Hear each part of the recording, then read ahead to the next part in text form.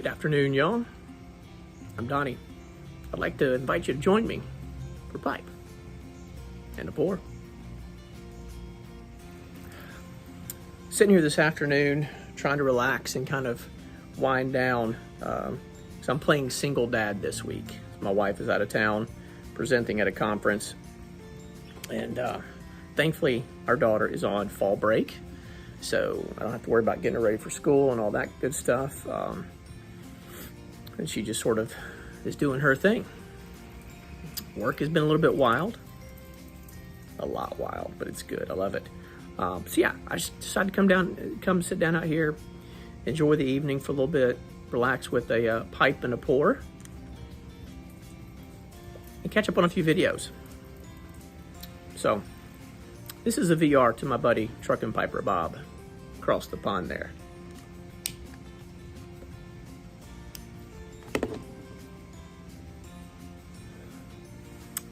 But first things first, you know what day it is. Cobb Tuesday. And my little elf Cobbit with the Starry Night stem. Love it so much. In it, I was in a mood. I didn't want something really heavy and robust. I wanted something light and kind of sweet and,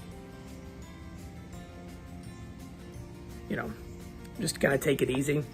So I pulled out, again, on the fall blends and the Halloween themes and fall themes or whatever. Come on, get in there. Oh, come on. That says maple walnut. I don't know why I won't focus. Stupid. Maple walnut, Sutliff maple walnut. Haven't had it in a while.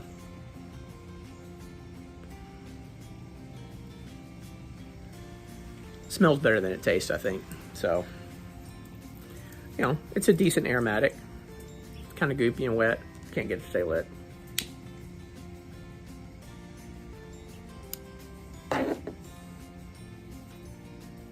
It looks good, and it just zaps out. Anyhow, that is what is in the pipe tonight. The pour, which actually does pair quite well with the maple walnut, believe it or not.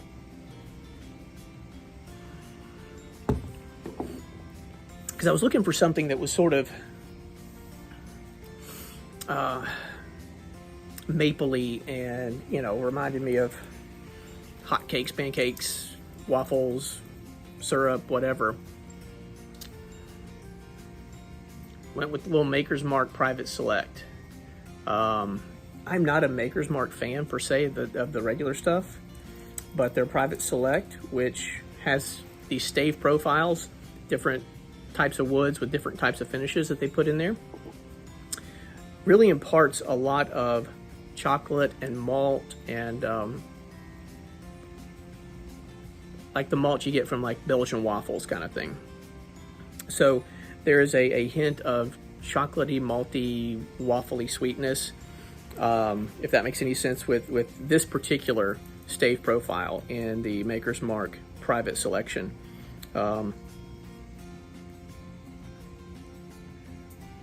2 staves of baked American pure oak, 3 staves of seared French. It's getting dark on me now, I can't read. Anyway, it's good. All I have to say is I did well with that one, I think, in pairing it with the maple walnut. While the flavor of the maple walnut may not be, it may be too light. It's not what I was looking for tonight, unfortunately. But I'll smoke this down a little bit, visit with y'all, and enjoy it best I can, and then go feed the kiddo.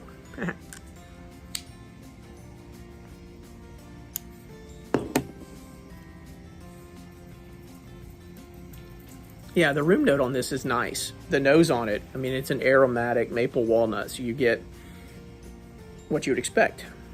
Maple syrup, sweetness, a depth that comes with that. It's not just like your saccharine, sugary sweet, but a depth of that molasses, maple syrup kind of thing. And very light nuttiness from the walnut.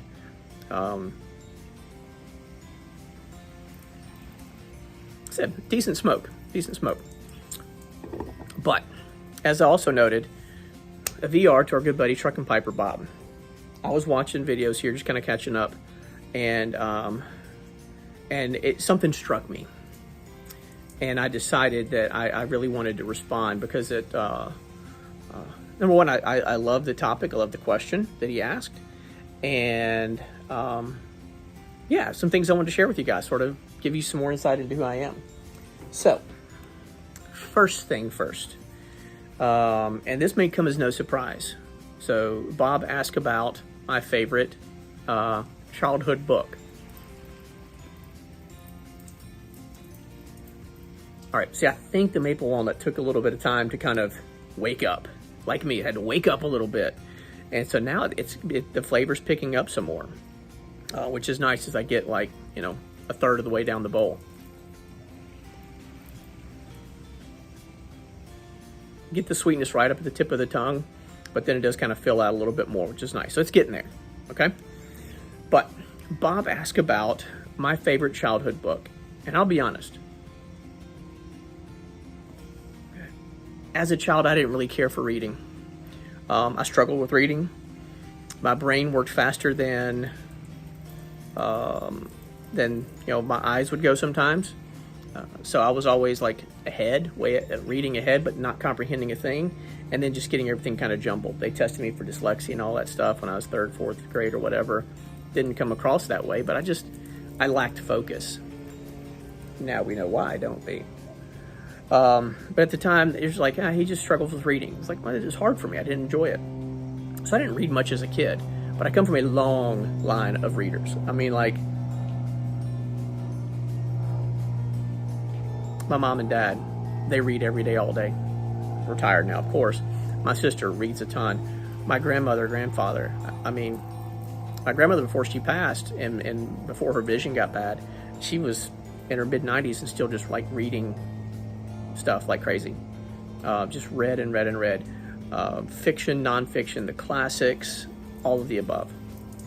So it wasn't until I was actually out of college that I started to really develop,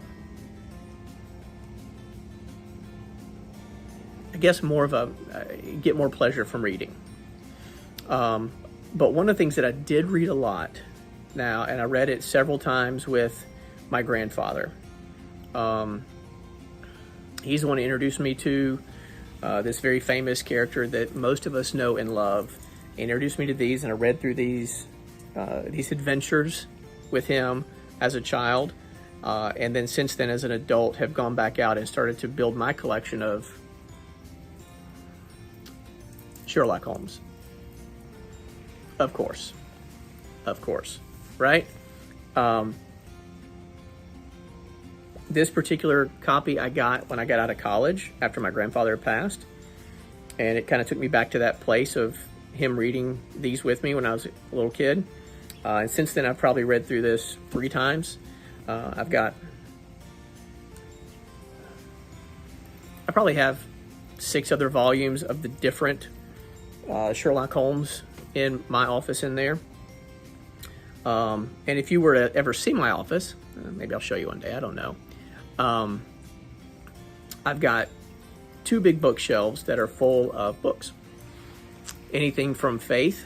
I've got a whole section on faith and development. I've got a whole section on business and growth and success, that kind of stuff.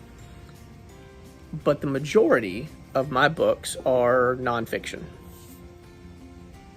And so, second part for Trucking Piper Bob was sort of favorite must-have book as an adult. And so, again, hearkening back to the relationship with my grandfather, who introduced me to Sherlock Holmes and King Arthur and his knights and all of those adventures, the one that instilled in me the love for old movies, westerns, and Errol Flynn swashbuckling movies, that same grandfather. He also instilled in me a passion for history. He lived in Memphis, Tennessee, not too far from the Shiloh National Battlefield Park. And as a kid, and we'll go into this more because I've got just some great stories that I want to share with you all that are super important to me. But as a kid, me and my cousins would all go with my my grandfather over, and we'd have a picnic on the battlefield park. And then he'd give us a tour, a self-guided tour, where he would walk us through, and he would tell the story of so-and-so's brigade storming out of the woods and mounting a defensive against the onslaught of the surprising Confederate soldiers in the early mornings of April of 1862. And then they'd be repulsed by this countercharge, and he would tell these stories, and it just came alive for me.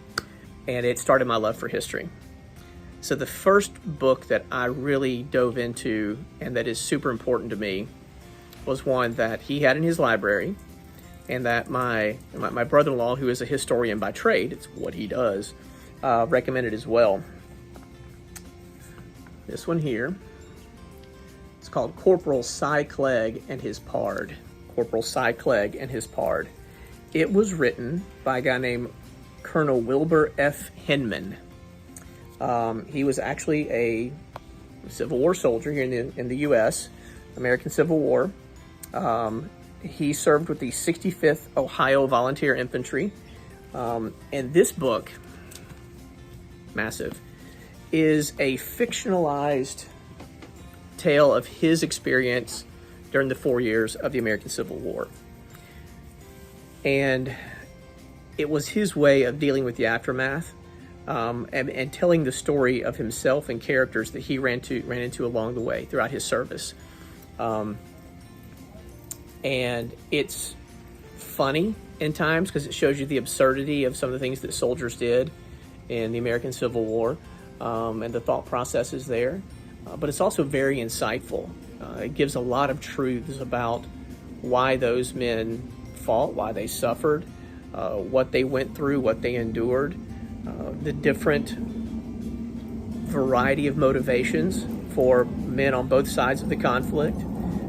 It's just a fascinating, easy, good read. It's a big volume, but it's entertaining, and it drives forward and pulls along. He goes in the minutia of some of the day-to-day details that most history books just skim over.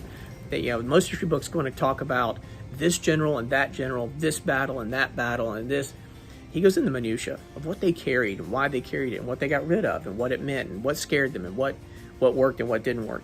And that really just cemented for me my fascination and love of history, American history, specifically the American Civil War. So my library in the office in there, probably 2/3 of that is nonfiction, firsthand accounts, memoirs, biographies, autobiographies from the American Civil War. That is one of my deep passions, that kind of keeps me interested. So there you have it, Truckin' Piper Bob, a little insight into some of my favorite books. Looking forward to checking out everyone else's VRs that may submit one to Bob, about what you like to read and why it's important to you.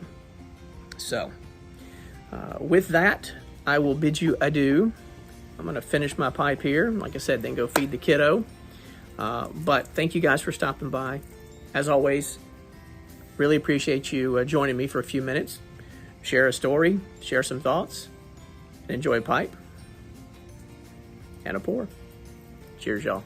Take care of each other. Take care of yourselves.